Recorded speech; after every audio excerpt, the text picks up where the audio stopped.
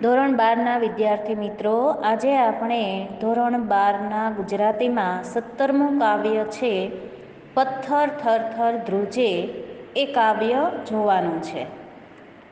હવે પ્રથમ જ તમને વાત કરી દઉં કે પથ્થર તો નિર્જીવ છે, એનામાં જીવ હોતો નથી, છતાં પણ પથ્થર કેવી રીતે થરથર ધ્રુજે? તો કે જેણે પથ્થર હાથમાં પકડ્યા છે એવા ન્યાય તોળતા લોકોના હાથ ધ્રુજવા લાગ્યા. કેવી રીતે અને શા માટે? એ આખી ઘટના છે એ આ કાવ્યમાં લેવામાં આવી છે. સૌપ્રથમ તમને વાત કરી દઉં કે પથ્થર, એની જોડણી તમને પૂછાય કે તો અડધો થ છે અને આખા થને જોડી દેવાનો છે, ત નથી જોડવાનો. બરાબર? હિન્દીમાં આપણે ભણીએ તો હિન્દીમાં શું છે તો કે એમાં ત અડધો આવે છે, આમાં થ આવશે એટલે ડબલ થ થશે પથ્થર. બરાબર? તો એના કવિ છે નિરંજન ભગત. પહેલાં આપણે કવિ પરિચય મેળવી લઈએ તો એમનો જન્મ ઈસવીસન 1926માં થયો હતો.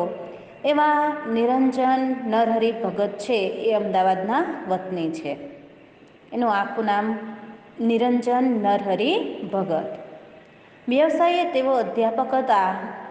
હાલ અમદાવાદમાં નિવૃત્ત જીવન ગાળે છે. ગુજરાતી અને અંગ્રેજી ભાષા સાહિત્યના વિદ્વાન સર્જક, સ્વાતંત્ર્યોત્તર કાળના મોટા કવિ છે. છંદોલય, કિન્નરી, અલ્પવિરામ, 33 કાવ્યો વગેરે કાવ્ય સંગ્રહો એમણે આપ્યા છે અને આ તેમના બધા કાવ્યો છે એ છંદોલય બૃહત ગ્રંથમાં સંગ્રહાયા છે. એ પણ યાદ રાખજો કે એમના બધા કાવ્યો છે એ છંદોલય બૃહત નામના ગ્રંથમાં સંગ્રહાયા છે. અને આ ગીત કાવ્ય છે. બરાબર? અને એ લેવામાં આવ્યું છે છંદોલય બૃહતમાંથી. યાદ રાખજો, આ પ્રશ્ન તમને પૂછાય છે કે પથ્થર થરથર ધ્રુજે એના કવિ કોણ છે? તો કે નિરંજન નરહરિ ભગત. એ કાવ્ય છે, ગીત કાવ્ય છે અને સાહિત્ય પ્રકાર, અને એ કાવ્ય છંદોલય બૃહતમાંથી લેવામાં આવ્યું છે. પ્રવાલ દ્વીપના કાવ્યો દ્વારા નગર જીવનની પશ્ચાત ભૂમિકામાં આધુનિક માનવીની સંવેદનાને ગુજરાતી કવિતામાં સૌપ્રથમ તેમણે પ્રગટ કરી છે. માનવતાવાદી પ્રેમી આ કવિએ ગુજરાતી તેમજ અંગ્રેજી સાહિત્ય વિશે અભ્યાસપૂર્ણ વિવેચન કાર્ય પણ કર્યું છે. હવે આપણે આ કાવ્ય વિશે જોઈએ તો પથ્થર થરથર ધ્રુજે ગીતમાં કવિએ સામાજિક માનસિકતા પરત્વે ધ્યાન દોર્યું છે. એટલે કે કેવા લોકો હોય છે સમાજમાં. બરાબર? કે મોટાભાગના લોકો પોતે પાપ કરતા હોય છે, પણ કોઈ વ્યક્તિ પાપ કરતાં પકડાઈ જાય તો એને એ સજા કરવા માટે દોડતા હોય છે. આવા પાપ કરનારના મોટાભાગના લોકો છે એ પોતે જાણે શુદ્ધ નિષ્પાપી હોય એમ ઠંડે કલેજે અન્ય પાપીને પથ્થર મારી નાખો એવો ન્યાય તોડતા અચકાતા નથી. પરંતુ કોઈ ઓલિયા પુરુષ એટલે કે કોઈ સંત, કોઈ ફકીર છે એ ત્યાં આવે છે અને આવા લોકોની ન્યાય વૃત્તિને પડકારે છે. કવિએ ઈસુ ખ્રિસ્તની વાણી જેણે પાપ કર્યું ના એકે તે પથ્થર પહેલો ફેંકે એ ઓલિયાને મુખે મૂકીને કહેવાતા ડાહ્યા લોકોની ન્યાયવૃત્તિનો ઉપહાસ કર્યો છે. આ સાંભળી સૌ ત્યાંથી ચૂપચાપ ચાલ્યા જાય છે. બરાબર? જ્યારે ઈસુ ખ્રિસ્તને પણ ક્રોસ ઉપર ચડાવી દેવામાં આવ્યા ત્યારે પણ એક સંત ત્યાં આવીને કહે છે કે જેને એક પણ પાપ ન કર્યું હોય એ હવે એને મારે. એટલે ત્યાંથી બધા લોકો ચાલતા થઈ જાય છે કે જીવનમાં ક્યારેય કોઈ પાપ ન કર્યું હોય એવું તો બને જ નહીં એમ. આ સાંભળી ત્યાંથી લોકો ચાલતા થઈ જાય છે અને આ સંત છે એ ન્યાય પદ્ધતિનો ભોગ બનવા જતી અબળાને હોશિયારીથી બચાવી લે છે. ઓલિયાના મુખે મુકાયેલી આ પંક્તિ આંતરખોજ માટે પ્રેરણા પૂરી પાડે છે. આપણે બીજા વિશે ઘણી બધી વાતો કરતા હોય કે આ વ્યક્તિ આવો છે, ખરાબ છે, તેવો છે, પણ આપણે વિચાર કર્યો છે કે આપણે કેવા છીએ? બરાબર. એટલે સરસ મજાનું કાવ્ય છે, સમાજને ઉપદેશ આપતું કાવ્ય છે. પોતાના મનને ઢંઢોળવાની જરૂર છે કે મારાથી કોઈનું ખરાબ નથી થતું ને, હું તો પાપ નથી કરતો ને, અથવા તો મેં પાપ કર્યા તો મને કોઈને કહેવાનો અધિકાર નથી કે તમે પાપ ન કરો કે આવું ન કરો. જ્યારે કોઈ વસ્તુ છે એ આપણે જ એ વસ્તુ કરવા તૈયાર ન હોય તો એ વસ્તુ બીજા કરવા માટે આપણે સૂચના જ ન આપી શકીએ. આપણે સત્ય બોલતા ન હોય, ખોટું હંમેશા બોલતા હોય ને આપણે પાછા એમ કહીએ કે ક્યારેય ખોટું ન બોલાય. બરાબર. તો એ ઉપદેશનો કોઈ અર્થ જ રહેતો નથી. અહીંયા એક સ્ત્રી છે એ પાપ કરે છે એટલે લોકો છે, ગામના લોકો ન્યાય કરવા માટે દોડે છે કે આણે અનાચાર કર્યો છે, પાપ કર્યું છે, તો બધા એને મારી નાખો. આવી જ એક ઘટના છે એ હિન્દી પિક્ચર છે રોટી, રાજેશ ખન્નાનું જૂનું પિક્ચર છે. એમાં પણ આવી એક ઘટના લેવામાં આવી છે અને એમાં પણ રાજેશ ખન્ના છે એ આવી જ એક અનાચાર આદરનારી સ્ત્રી છે એને મારવા માટે ગામના લોકો ભેગા થાય છે તો એ સ્ત્રીને એ બચાવે છે. અને એ ગીત પણ ખૂબ ત્યારે એ જમાના ખૂબ જાણીતું બન્યું હતું કે જિસને પાપ ન કિયા હો વો પાપી ન હો, યારો મેરી બાત સુનો, કોઈ એક એસા ઇન્સાન ચુનો કે જિસને કોઈ પાપ ન કિયા હો વો પાપી ન હો. કે કોઈ એવો ઇન્સાન તમે શોધો કે જેણે એક પણ પાપ ન કર્યું હોય અને એ માણસ છે એ આ સ્ત્રીને પહેલો પથ્થર મારે. એટલે લોકો ત્યાંથી ચાલતા થઈ જાય છે કે એવું તો ક્યારેય બન્યું જ ન હોય કે આપણાથી ભલે અજાણતા પણ કોઈ સંત પુરુષ છે એનાથી અજાણતા પણ પાપ તો થયું જ હોય. એટલે કે કીડી છે, આ છે, મકોડા છે, એ આપણા પગે કચરાણા હોય, ભલે આપણે જોઈને પાપ ન કર્યું હોય તો એ તો પાપ જ કહેવાય એમ. એટલે એવી જ ઘટના અહીંયા લેવામાં આવે છે.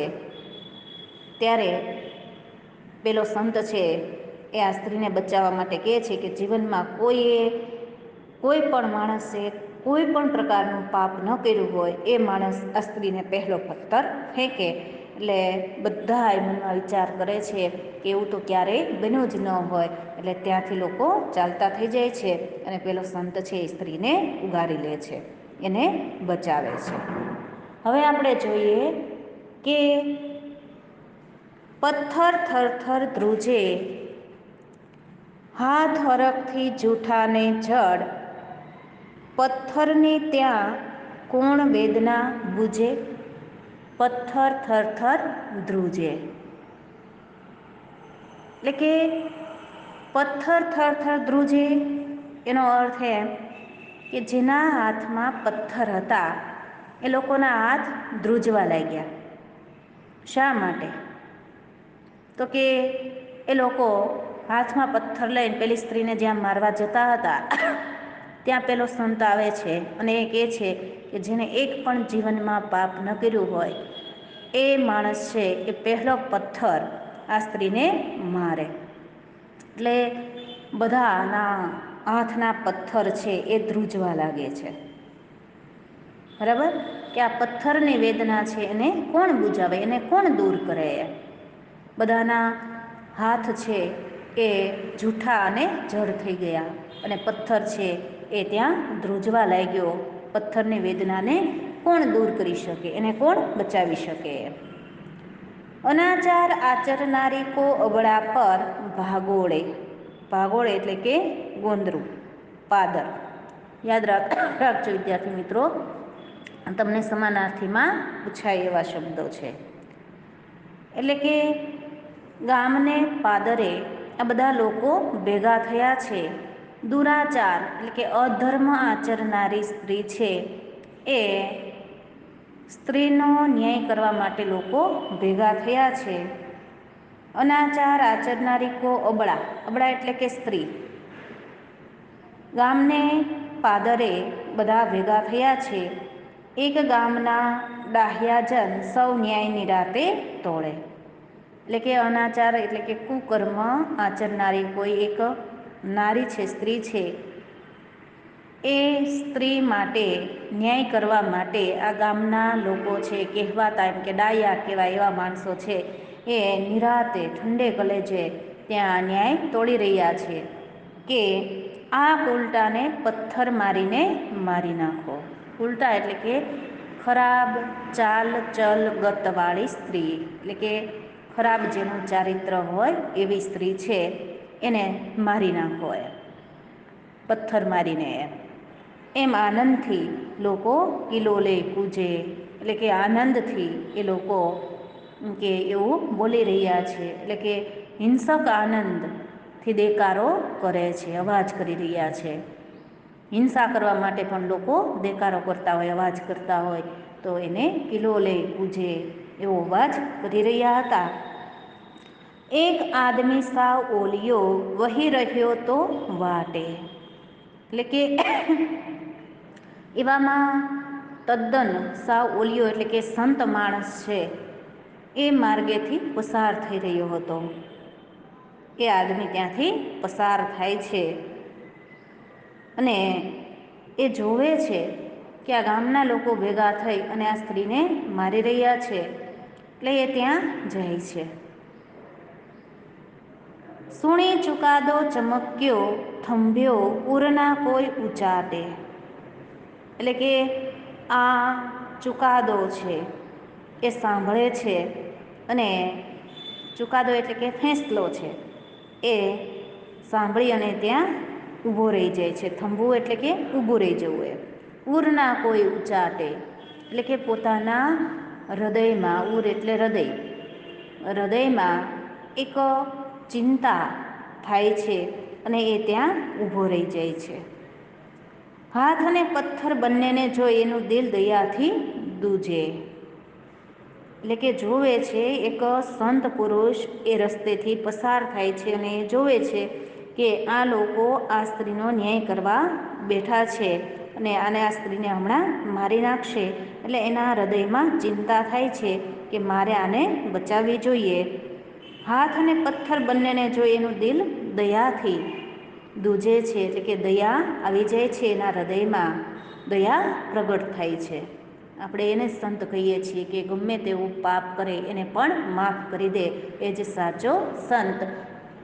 એવી જ એક ઘટના એકવાર એક સંતની સાથે બને છે. સંત છે એ નદી કિનારે નાહવા માટે ગયા હતા. ત્યાં એણે જોયું કે એક વીછી છે એ પાણીમાં તણાતો હતો. એટલે સંતને તો દુર્જન સજ્જન બધા સમાન જ હોય, એ દુર્જન પ્રત્યે એમ કે નફરત રાખતા નથી, એટલે એ વીછીને પકડે છે. વીછીને પકડ્યા પછી એ શું કરે છે તો કે એને હાથમાં લે છે અને એને એ પાછો એમ કે નદી કિનારે એમ કે મૂકી આવું એમ. પણ બને છે એવું કે એ વીછી છે એને ડંખ મારે છે, એટલે ડંખ મારતા જ એના હાથમાંથી વીછી પડી જાય છે. પાછો એને બચાવે છે, ત્રીજી વાર ચોથી વાર વારંવાર બચાવે છે અને ત્યાં ઊભેલો એક માણસ આ સંતને પૂછે છે કે એ તમને વેદના આપે છે, પીડા આપે છે, છતાં પણ તમે એને કેમ છોડતા નથી, જવા નથી દેતા, એમ પાણીમાંથી શા માટે વારંવાર બચાવો છો? ત્યારે સંત સરસ મજાનો જવાબ આપે છે કે એનું કાર્ય છે એ ડંખ મારવાનું છે અને મારું કાર્ય છે એ બચાવવાનું છે. એટલે સંતો છે, મહાપુરુષો છે એ આવા હોય છે ને એટલે જ એ સંત કહેવાય છે કે ગમે તેને એ માફ કરી દેતા હોય છે. એટલે એના હૃદયમાં દયા આવે છે, આ ઓલિયાના હૃદયમાં, અને એ પેલા લોકો પાસે જાય છે. આ દુનિયાના શાણાઓ ના દુનિયાદારી જાણે, એટલે કે પોતે પોતાની જાતને સમજદાર સમજનારા માણસો હોય. શાણાઓ એટલે સમજદાર સમજનારા માણસો હોય છે દુનિયાના, એ ન્યાય કરી રહ્યા હતા. એની પાસે જઈ અને એ કહે છે, ટોળા પર ત્યાં એ હસીને બોલ્યા ટેવ પ્રમાણે, એટલે કે એ ટોળાને સંબોધીને હસીને એવું કહે છે પોતાની ટેવ પ્રમાણે કે જેણે પાપ કર્યું ના એકે તે પથ્થર પહેલો ફેંકે. એટલે કે જે વ્યક્તિએ જિંદગીમાં એક પણ પાપ ન કર્યું હોય, બરાબર, એ માણસ આ સ્ત્રીને પહેલો પથ્થર મારે. એટલે કે એક પણ પાપ ન કર્યું હોય જીવનમાં એવું તો કોઈ હોય જ નહીં. એટલે એણે સરસ રીતે ન્યાય કર્યો કે એક પણ પથ્થરનો જેણે પાપ ન કર્યું હોય જીવનમાં એક પણ એ પહેલો પથ્થર ફેંકે. એકે એક અલોપ પેલા સજ્જન જ્યારે શું કરવું ના સૂજે. બરાબર. એટલે કે આ બધા કહેવાતા સજ્જન માણસો છે એ બધા એક પછી એક બધા ત્યાંથી જતા રહ્યા. બધા વિચાર કરે છે કે જીવનમાં એવું તો ક્યારેય નહીં બન્યું હોય કે આપણાથી પાપ ન જ થયું હોય.